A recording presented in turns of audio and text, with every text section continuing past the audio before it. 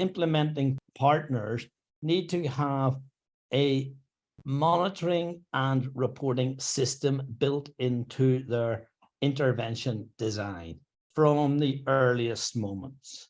Now, there are many elements that are essential to making up a monitoring and reporting system, but here we'll just focus on some which experience tells us are particularly essential and pertinent.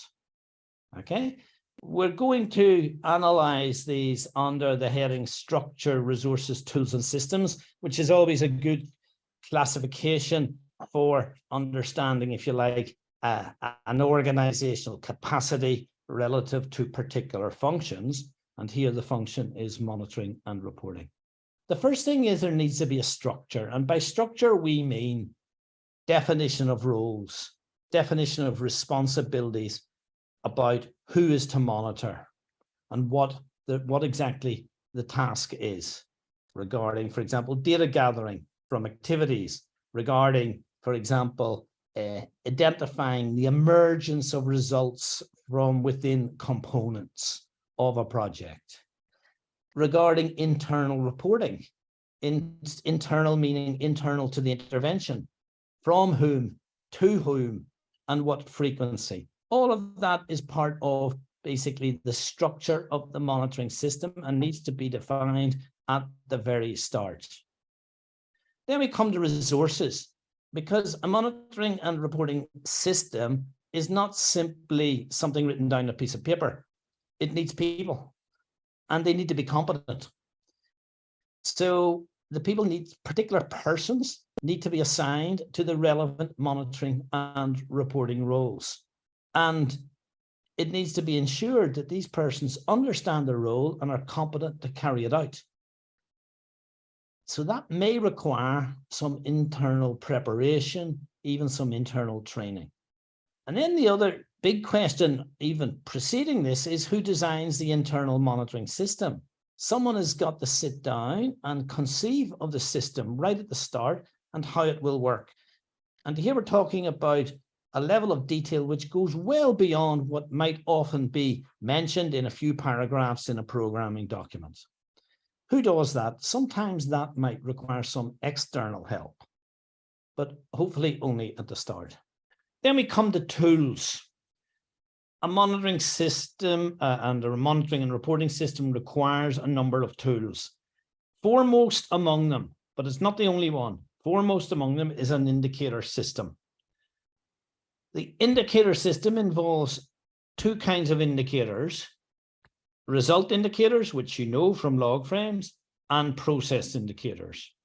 With regard to the result indicators, the result indicators that are chosen for the indicator system, they need to include some of the main indicators taken from the action document on which the contract is based, on the contract for the intervention is based. And in turn, some of those action document indicators hopefully have derived from some of the standard sets of European Union Commission indicators, such as the EPA 3 results framework and the Global Europe results framework. There are other standard results frameworks as well. The important thing here is to ensure that some indicators from the very highest level are cascaded down through the action document and into the contracts, and therefore you, when you do your monitoring and reporting at an intervention level, you are providing data for at least some of those indicators so that that data can inform those indicators as they're aggregated up the chain to higher levels. Now, there are as well process indicators. We don't want to say too much about these other than the fact that they are not result indicators.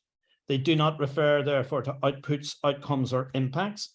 They tend instead to reflect the progress of implementation in terms of activities, the quality of implementation, the satisfaction participants might have who are involved in implementation, those kind of things. If I give maybe one example, it would be the number of participants involved in a particular capacity development intervention. That is not a result indicator. That simply is telling us how many people were involved. You could disaggregate that according to gender. You could also disaggregate it according to theme of capacity development. So you could have, in the end, the number of participants involved in capacity development broken down by a number of themes to which the various capacity development modules were dedicated. The implementing partner, the level of intervention for its own purposes, will require a number of these process indicators.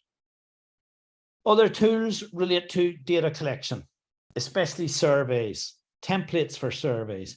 And it's important, not to change the survey every time, to have a certain stability of questions in surveys throughout a project. Therefore, that means maybe designing some standard surveys with standard questions.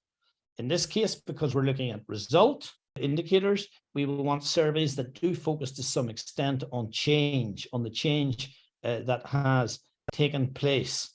And that needs to be asked about in the questions.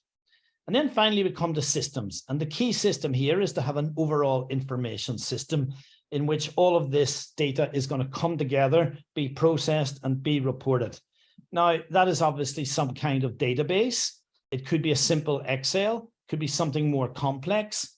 Some implementing partners have their own systems. But what I would say is that very often, in order to be able to report to the EU in terms of its indicators, you may find that you do have to create a slightly specialized system to be able to do that. It is not always possible technically to realize a perfect harmonization between your own system, which may have its own purposes, and the requirements of the EU.